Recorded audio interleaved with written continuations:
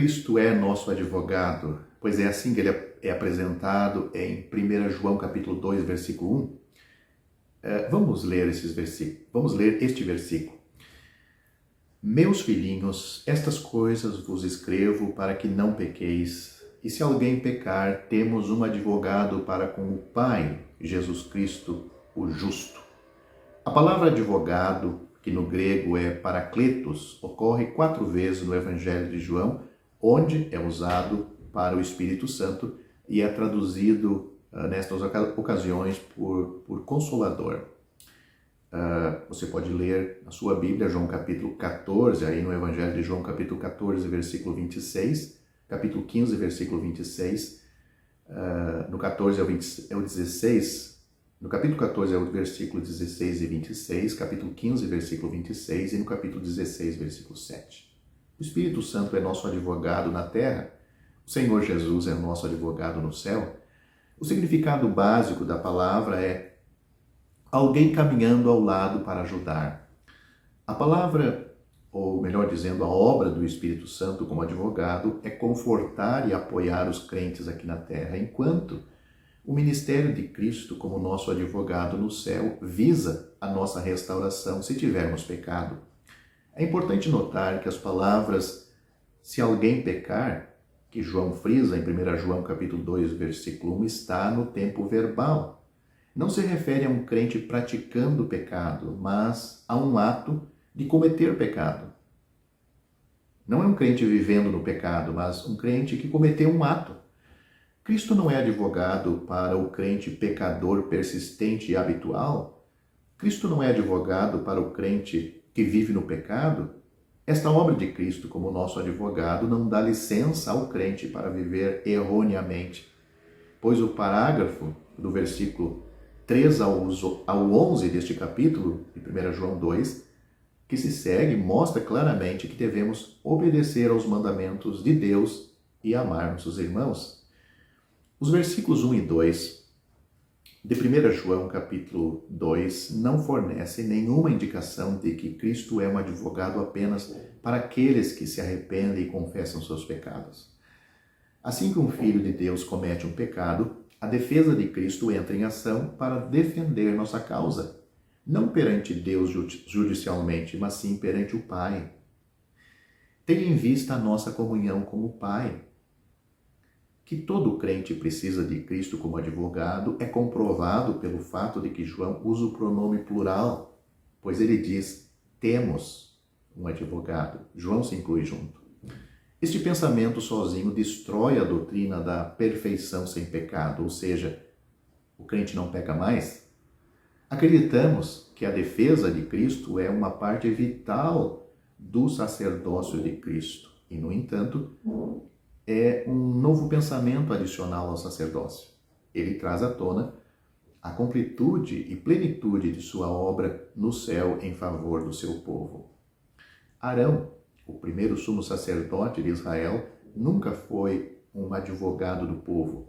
Ele é um tipo adorável de Cristo como nosso grande sumo sacerdote, como afirma Hebreus capítulo 5 e 7, e lá ensina isto, mas ele não é um tipo de advocacia de Cristo, porque nesta obra Cristo está se enganjando em algo novo.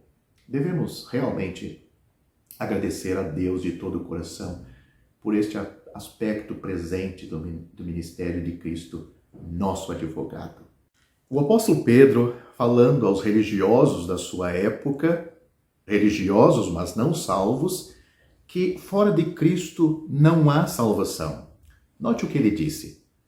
E em nenhum outro há salvação, porque também debaixo do céu nenhum outro nome há dado entre os homens, pelo qual devamos ser salvos. Isso está registrado em Atos capítulo 4, versículo 12. É somente sobre esta base e nenhuma outra que você pode ser salvo. Se você deve ser salvo, então o pesado fardo dos seus pecados precisa ser removido. Se o pesado fardo precisa ser removido, a pena pelo pecado precisa ser aplicada em alguém. Se a pena pelo pecado precisa ser aplicada em alguém, Então Jesus precisava morrer, pois a pena para o pecado é a morte. Você não poderia suportá-lo sem perecer miseravelmente. Assim disse o apóstolo João: pelo seu nome vos são perdoados os pecados. 1 João capítulo 2, versículo 12. Não pelas obras que você possa praticar, nem pela sua moralidade, mas pelo nome de Jesus. A resposta não poderia ser mais simples. A misericórdia flui hoje mesmo. Não por meio de alguma relíquia em alguma cidade santa, nem por meio do toque de alguma mão santificada, mas de um vitorioso e ressuscitado Cristo no céu. Pode-se ter acesso a Ele estando em qualquer lugar. Toque nele, ou, em outras palavras, se preferir, creia nele e você será salvo. É somente pela fé. As Escrituras são conclusivas quanto a este ponto. A salvação não é por meio das obras, nem por fé e obras combinadas, mas somente pela fé. Note o que as Escrituras diz sobre isso de uma maneira clara, transparente, que até uma criança pode entender. Porque pela graça sois salvos. Porque pela graça sois salvos por meio da fé. Isto não vem de vós, é dom de Deus. Não vem das obras, para que ninguém se glorie. Esses dois versículos claros e maravilhosos estão em Efésios, capítulo 2, versículos 8 e 9.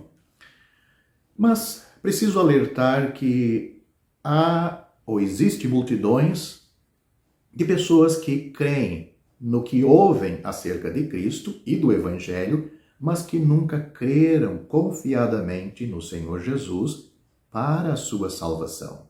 Talvez você diga admirado: o que quer dizer com isto? Não parece haver muita diferença? Pelo contrário, existe uma diferença da máxima importância.